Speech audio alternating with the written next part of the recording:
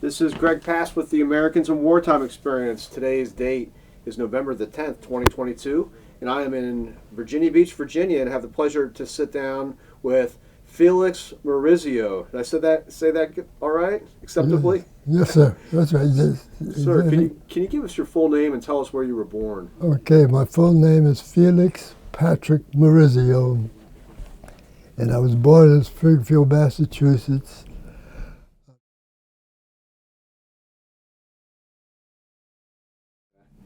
So, what branch of service did you end up in? I was up in the Navy. In the Navy. Navy. And what war did you participate in? Well, I participated in three major invasions. The three invasions were Normandy, Iwo Jima, and Okinawa. Outstanding. Okay, started my career like on December 7th, 1941. I was in my kitchen, sitting at my kitchen table doing my Latin homework from school. And in those days we didn't have television, so I had a radio.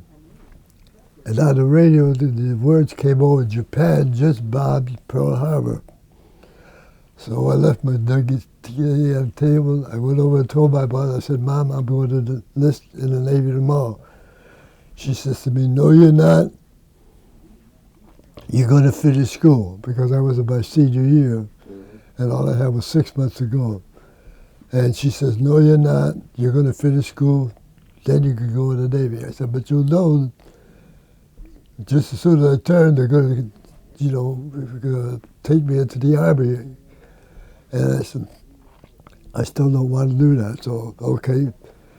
Then the school I went to, this fellow, we were very good friends. He was always trying to get me to go into the priesthood, and I wanted him to go into the Navy. So neither one of us gave, so he went to the seminary, and I went to the Navy. And like I said, then when it was time, I was actually drafted into the Army. And so when I went to this interview, they were officers and men at a table, and I told the chief, I said, Chief, I don't want to go in the Army, I want to go in the Navy.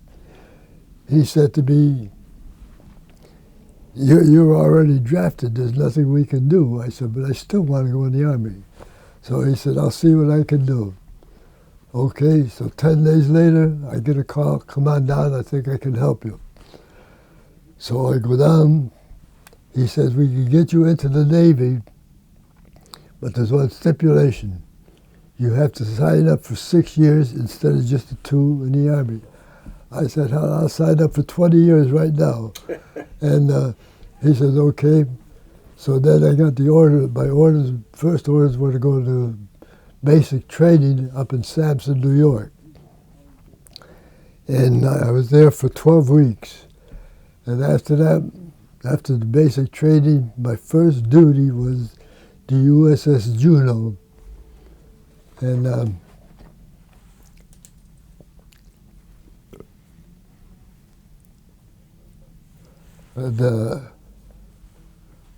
was told, they were going to be going out to sea pretty soon. What year would this? This would have been This 41? was 1942. 42. 42. And so I went to signal schools, and when I came back, actually before I came back, found out that I would be assigned to another station because the ship was already gone out to sea. This is the Juno. Yes, sir. And 2 days later, after I left the ship to go up to Baltimore Maryland Signal School, and I had the signal school was actually for 12 weeks, and before actually that, I found out that the ship had been sunk by not five, but 3 torpedoes. And my first assignment would be to go to Oh God, go to Norfolk, Low Creek, Virginia, and that was my sign. And when I was trying to go back, found out that my ship had been sunk, and all 5 of the brothers had disappeared. They were all died.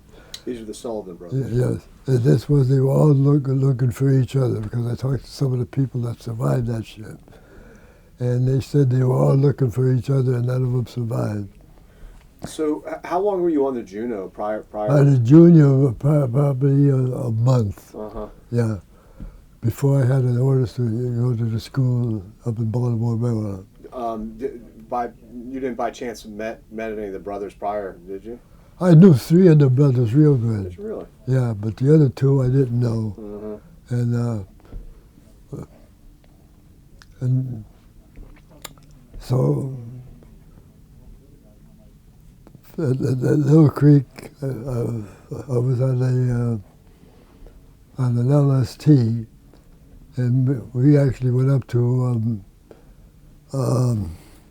Belfast, Ireland, to pick up an LST, and that was the duty sign I had after.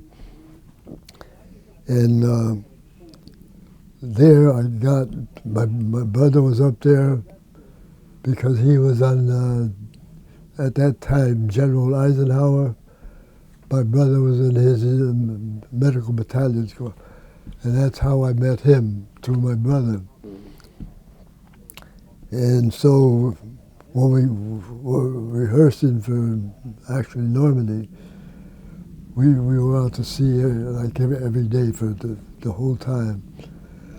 And then my next duty station, I got orders to the USS Iowa. And I was on the Iowa for four and a half months, about 4.5 months. And from there we went up to, like I say, we went up to Belfast, Ireland to pick an LST to go to training down in Norfolk, Virginia, or not Norfolk, but Little Creek, Virginia. And after being the signalman, they changed the routes where you were a signalman and a quartermaster together. And I was on that ship for about 5.5 months. Then I got orders to. This is still the Iowa? Yeah. Okay. Yeah, I got orders to report again to Little Creek, Virginia, to pick up be assigned to the skipper of the ship.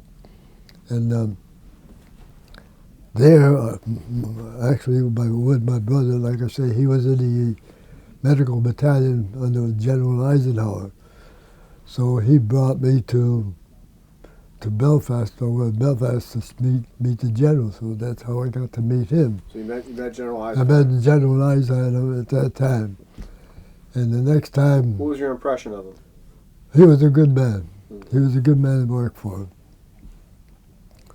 I mean, he treated us real good. And when would this have been? This would have been in 43? 43, right. And after we had all our training, we went to the invasion of Normandy. And, there I was on Omaha Beach. What my job there was to be on the LCMs, the boats, where I was on the side, up in the front, with a hammer to hit the pin in case the ramp didn't go down. So was this like a Higgins boat? Yeah, an LST. Okay, let's talk about that just a little bit. Okay. I'm very interested in this. So you guys, did you leave from England, I assume? Yes. Okay.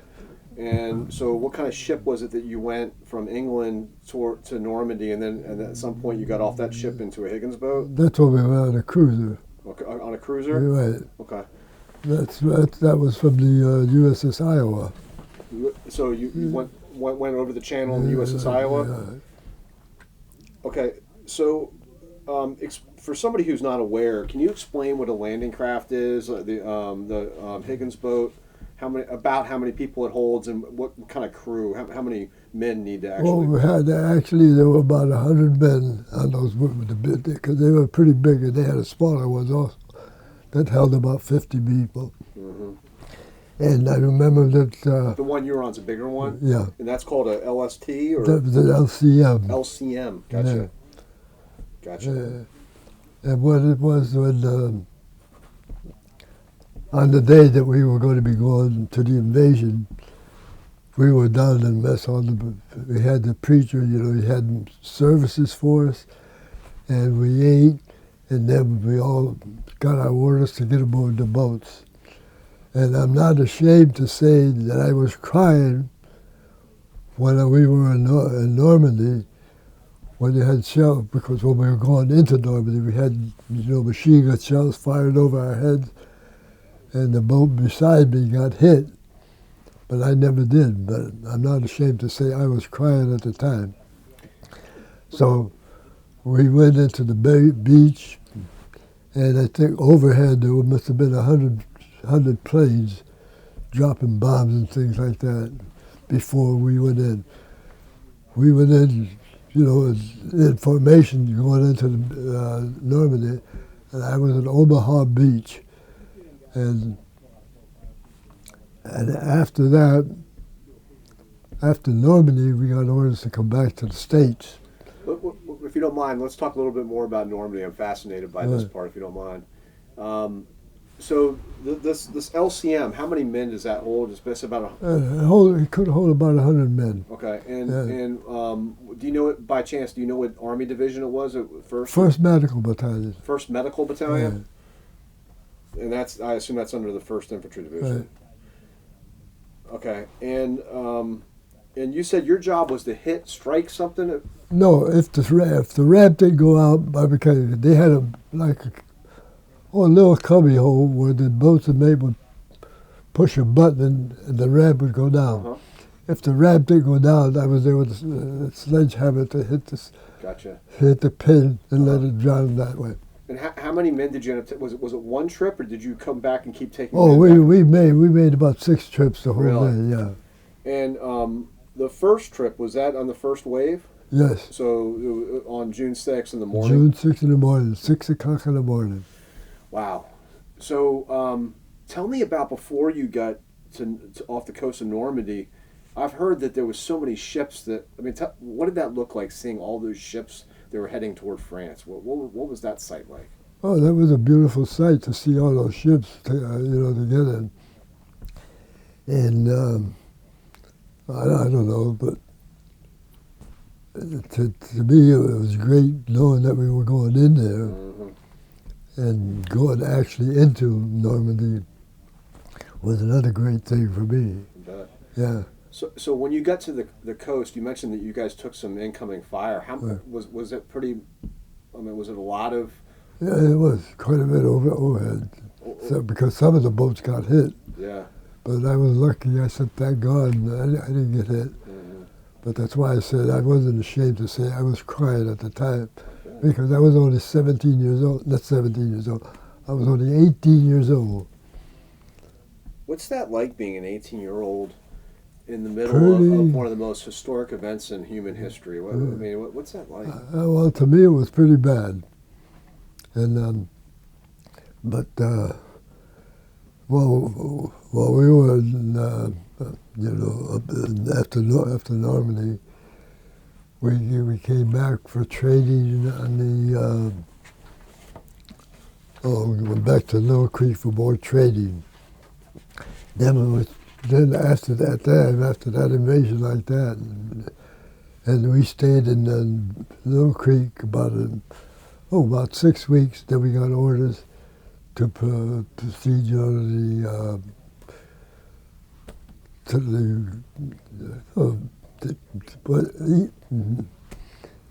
I got the Atlantic and the Pacific. Okay. And I got orders to report to Admiral Nimitz on his staff.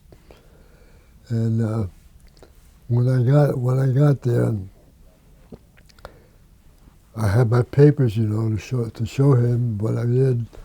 I went into his room, knocked on his door, and said, "Come on in." And he saw my paper. He said, how do you pronounce this name?" And I told him, I said, "Maurizio." He said, "That's too damn hard for me to pronounce." And he said, "How do you spell this?" I spelled it for him. He said, "That's too much for me, too." He says, "I'm going to give you another name. I'm going to name you Mo, the first and last name of your first and last initial of your name. And your name is going to be Mo," which up to this day today, that name Mo sticks with me. And then after the invasion of Normandy, and like I say, went to Iwo Jima. And after that time in Iwo Jima, then we spent, going back and forth, bringing people to hospital ships and whatnot. We got orders to proceed to the I don't know where the ships were, and we were supposed to be rehearsing for I guess for the invasion of Iwo Jima. I don't mean Iwo Jima, for the invasion of Japan, which was going to be the next invasion after that. Let's talk about Iwo Jima first, though, if you don't Okay, mind. well, I can. So what ship was it you were on? The ship was the Munson. Munson? Yeah, it was a destroyer. Is that Muntzin? No, Matzion.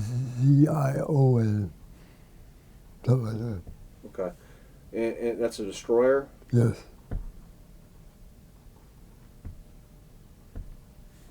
Okay. And talk a little bit about your recollections of the invasion. Were you there for the invasion of Iwo Jima, or were you there? Yeah, I was there. And like I say, in our boats, we brought the people ashore, and then we would go back for another trip. We would take wounded people and whatnot to the hospital ship, which was anchored nearby. And was it the same LCM type? Was the same type? No, the hospital ship was. I forget the name of the hospital ship. The landing craft. The landing craft was the. Oh God. Was it the same type in Normandy? Yeah. Okay. So you're talking about an LCM. Right. Okay. And can you describe were you on one of the first waves? Yeah, I was on the first wave of that one too. Okay. And we went to, like I said, to the what beach was it? It was what beach? I can't think of the name of the beach offhand. And what were your memories as you were approaching the coast of Iwo Jima? We take a lot of fire then, a too? lot of fire. We got it from the shoreline. We got it actually from gunfire coming from the beach. Mm-hmm. And that's when the aircraft came in handy, because they would bomb the shoreline before we got there. Would you describe it as more enemy fire than at Omaha, or less, or about the same? A lot of it had a lot more. I think more fired, because there they had that. Like a tunnel with Mount Suribachi? Mount Suribachi, where as they were coming out, the Marines, we could get them with their fire. Mm-hmm. Because they were a big help to us coming into the beaches. And how many trips did you take approximately on the I first think day? 4 or 5 trips at least. So you would take men into battle, and you'd also be taking wounded back Right, to right. the medical boat, Right. the medical ship. I forgot to ask you to back up to at Omaha Beach. When you guys when the men would land, would you be taking people back to? Was it the same thing? If they were any taking wounded? ready to go back, we would. Correct. Yeah. Correct. Wow. Okay, so how long were you involved in the Iwo Jima operation? In the Iwo Jima operation, I think we were there actually about 6 weeks. I think it 6 weeks. Close to 6 weeks. Okay. And I didn't ask. Forgive me.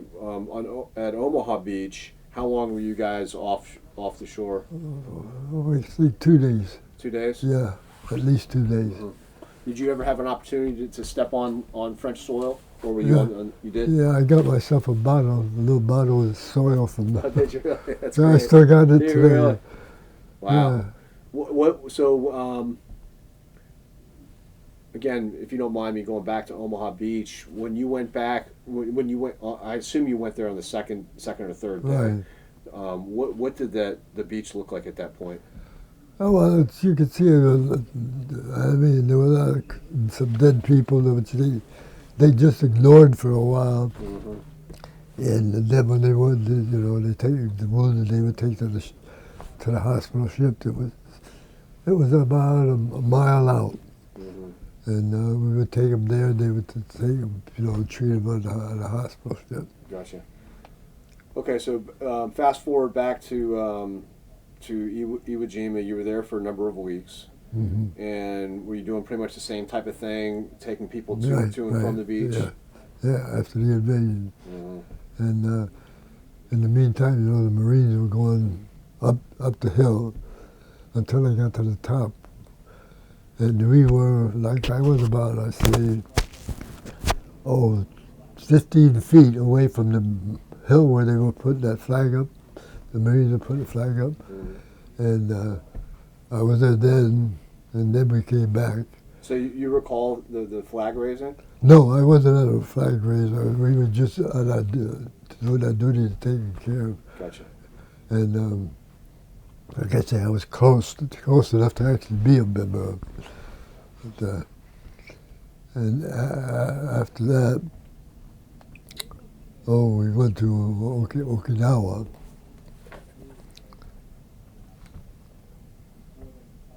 And what was your role in that operation? I was well, before that, I was, like I said, I was on the Admiral Nimitz's staff. I got duty aboard the Admiral's staff. And when I reported to him, I knocked on his door and I showed him my orders, and he asked me how I pronounced the name, and I told him Maurizio. He said, that's too hard for me to pronounce. He asked me, how do you spell it? I spelled it for him. He said, I can't do that either. And that's where he said, from now on, your name is Mo. The first and last names, initials of your name. Mm-hmm. That's how I got the name Mo, which is Stuck with you today. have today. And so, okay. So we went out to sea, actually, because we were going to go rehearsing, like I say, for the invasion of Japan. And, well, I wasn't, like I can say, a signalman quartermaster. And we couldn't use the white lights at night because it's a white light and the Japanese would see it. And they could, shoot torpedoes or what at you. And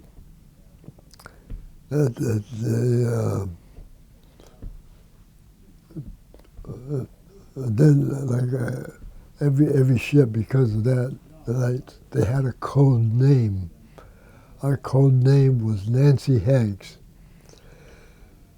With radio, the only thing they would say on the radio would be Nancy Hanks.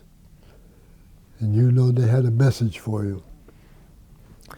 It wouldn't be any particular thing or what. And so at that night, which was on August 15, I was on the midnight to 4 o'clock in the morning watch.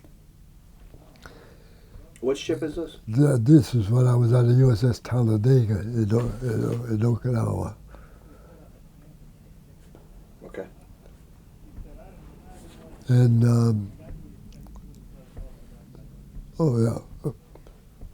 like I say, I had to watch. At 2 o'clock in the morning, we hear the words Nancy Hanks over the radio. And I told the OD, I said, they just said Nancy Hanks. He said, here's what you do. You go down and you wake up the Admiral, and you tell him that Japan just surrendered. I said, you want me to go down at 2 o'clock in the morning and wake up the Admiral? He says, yes. You go down and wake him up. Okay, I go down, wake him up, knock on his door. He says, what is it? Come in. I go in. He says, what is it, Bo? I said, sir, Japan just surrendered. And his exact words to me were, Mo, if you're shitting me, I'm going to hang your goddamn ass. Those are the exact words. And you're like, I hope I got the message right.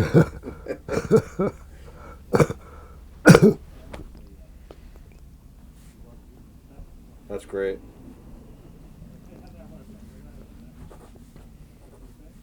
So then where did, so now the Japanese have surrendered. They had surrendered. And you're on the Talladega at this time. And the sighting of the war was on Omaha.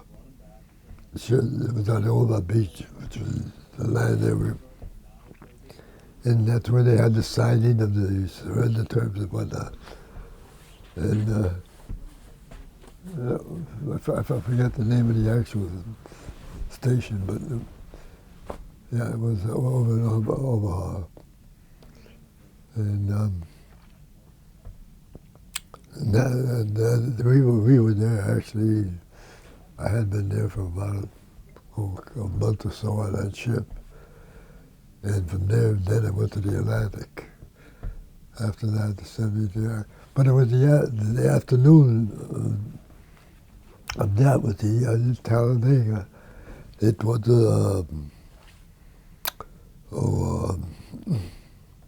can't think of it now.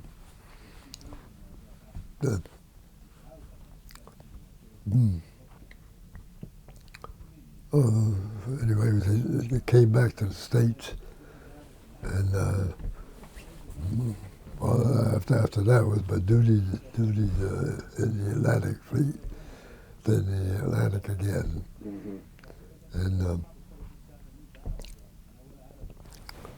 see, my next station was when I went back to the States.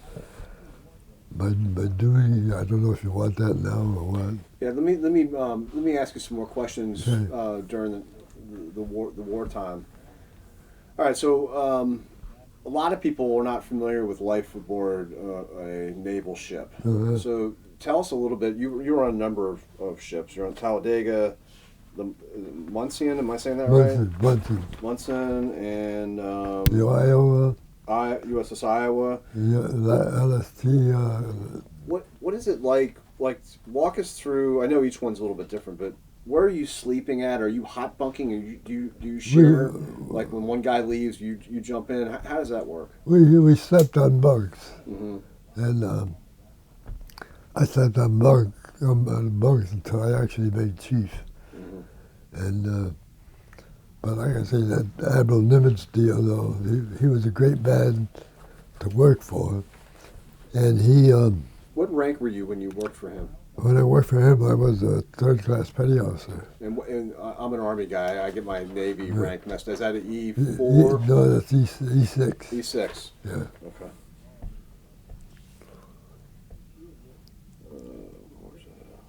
Gotcha.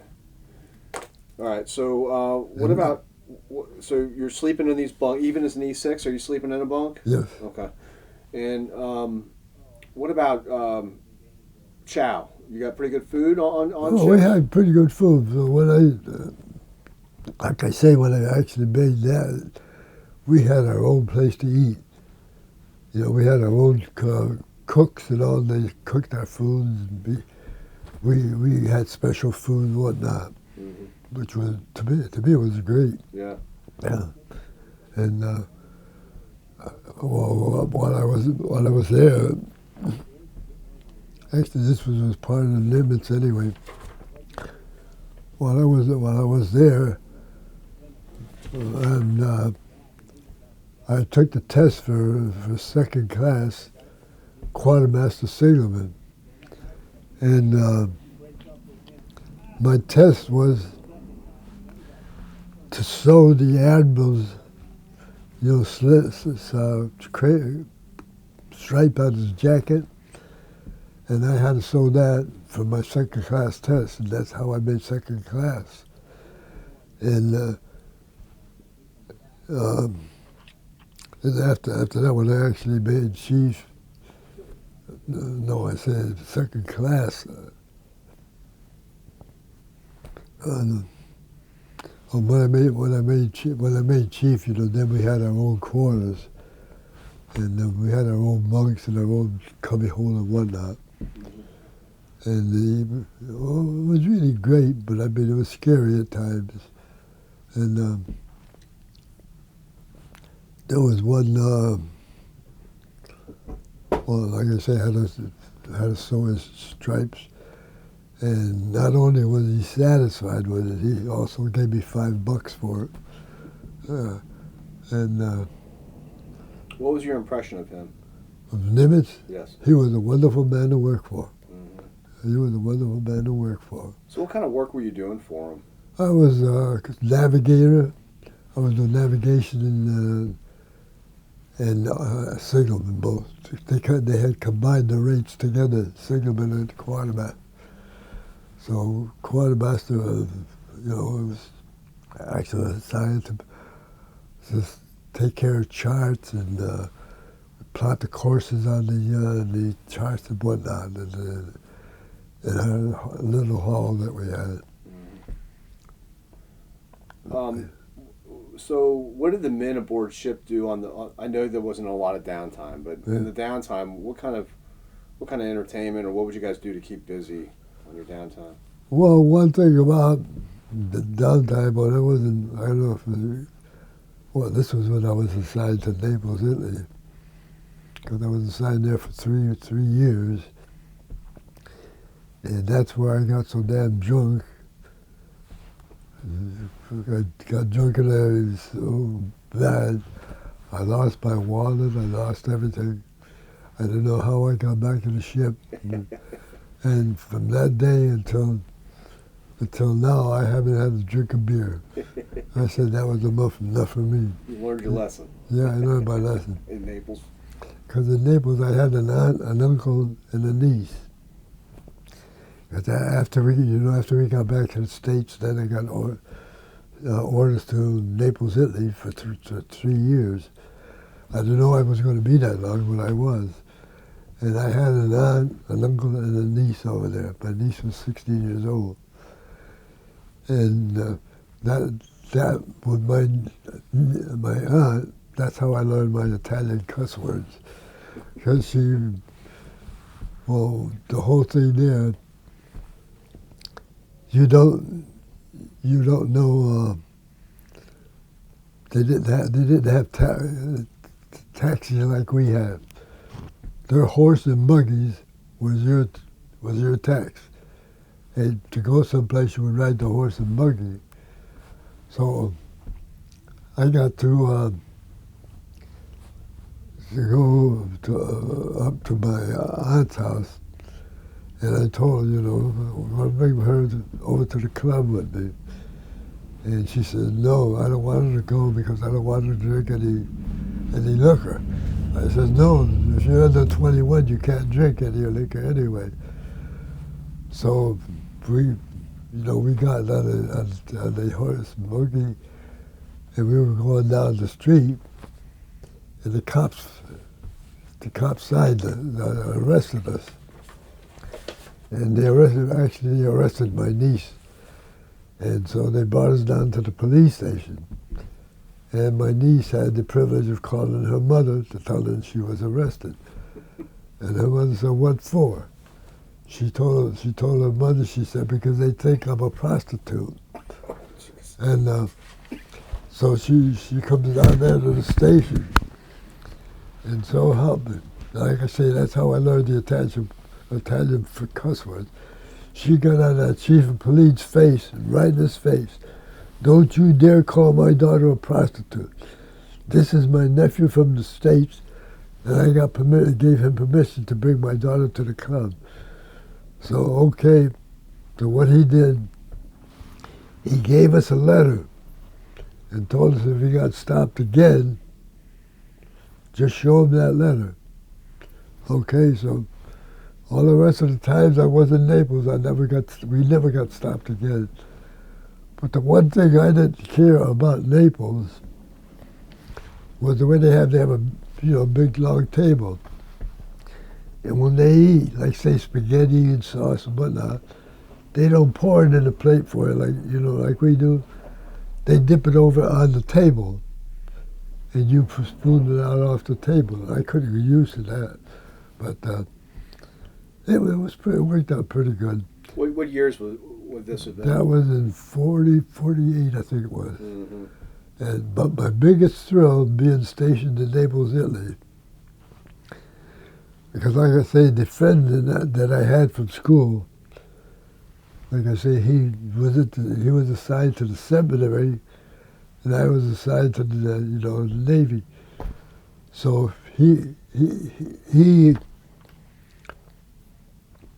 found out somehow that I was in Naples, Italy.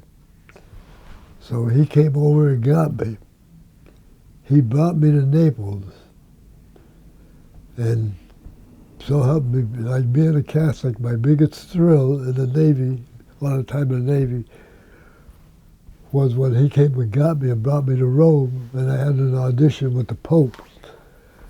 And with that audition, I got to kiss his ring. And to me, during my whole time in the Navy, that was my biggest thrill of all time.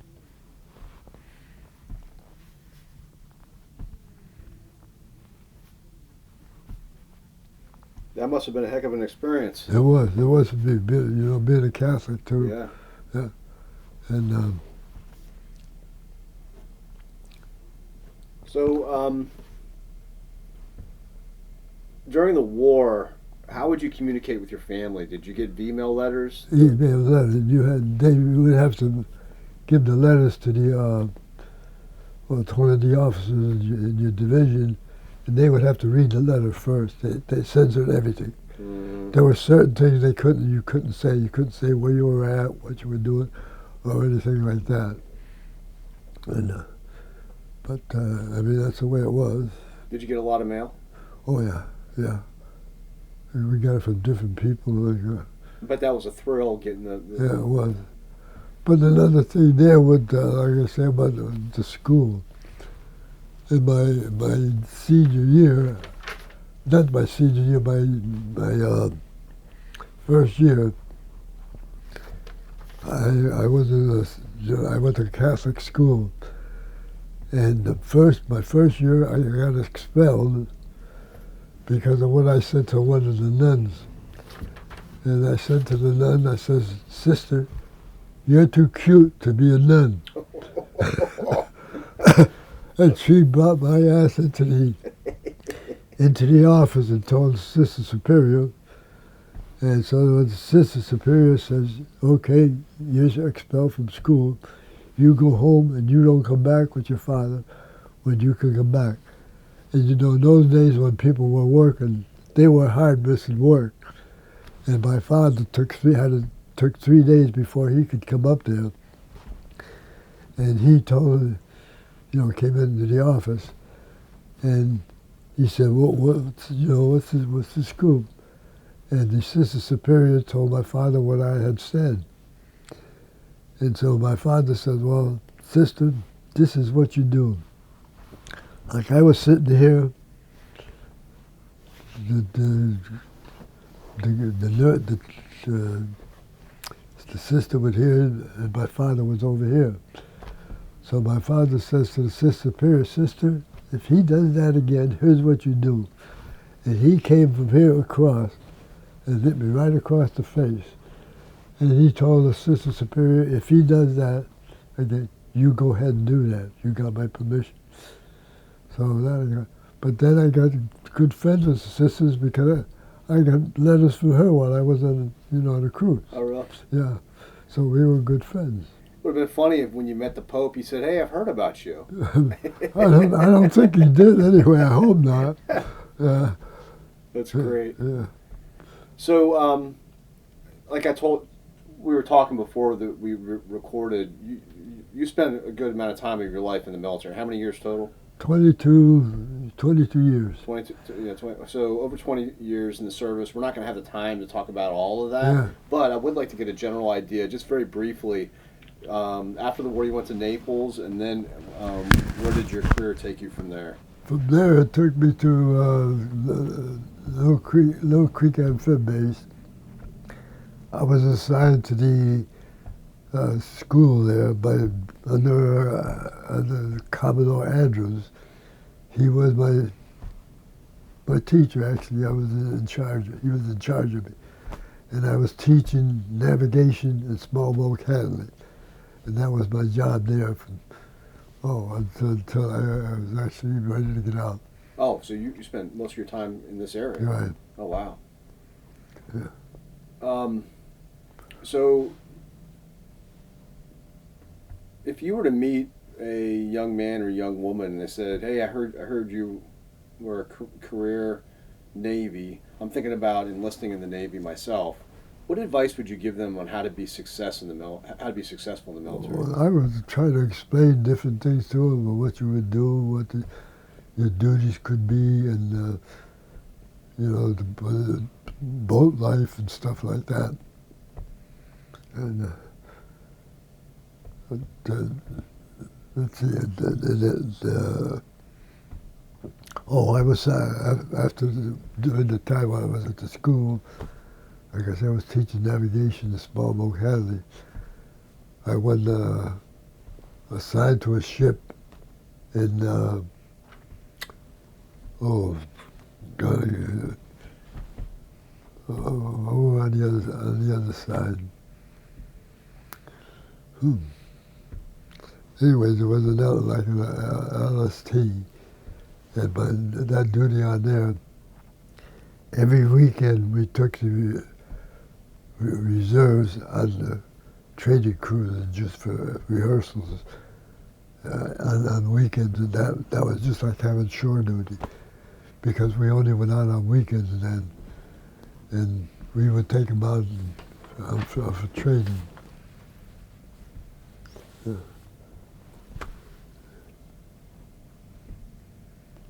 How do you think that your 20 plus years in the military shaped you into the man that you are today? I think a great deal. It helped me an awful lot. Yeah, I was real happy and whatnot.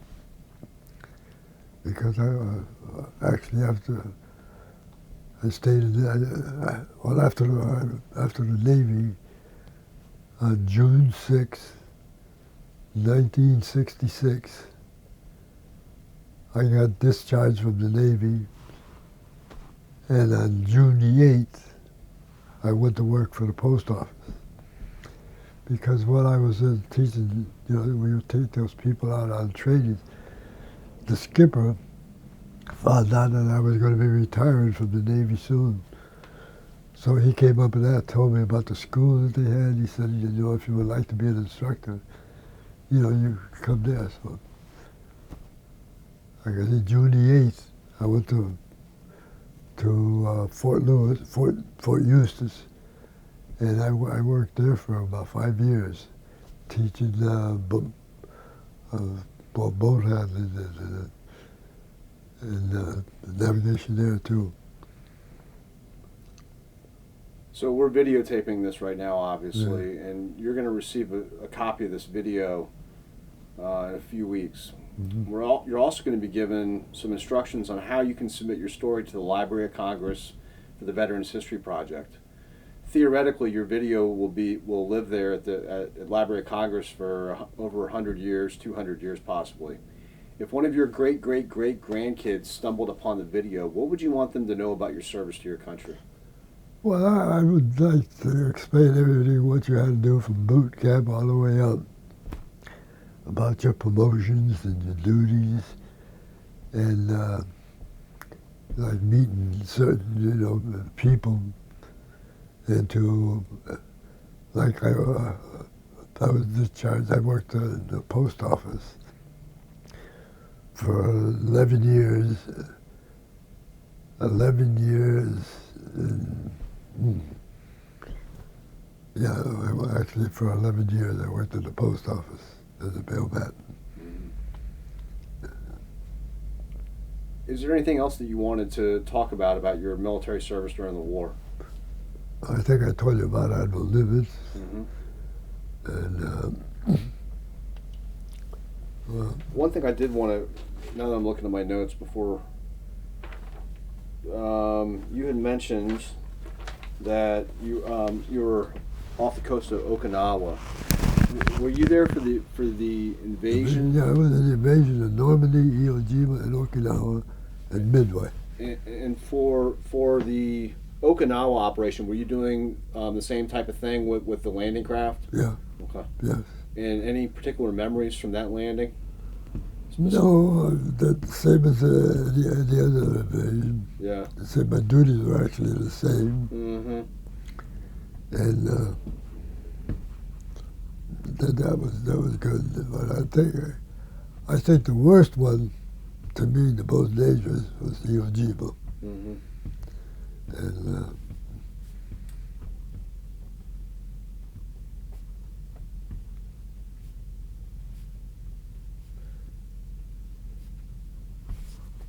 Anything else you wanted to add? well, I told you about the Pope. Mm-hmm. I think that'd be about all. Well, I can't thank you enough for spending time with us this evening to tell us your story, and more importantly, thank you so much for your service to our country. Thank you very It's a much. pleasure to meet you. Well done. Same here, buddy. Thank you, sir.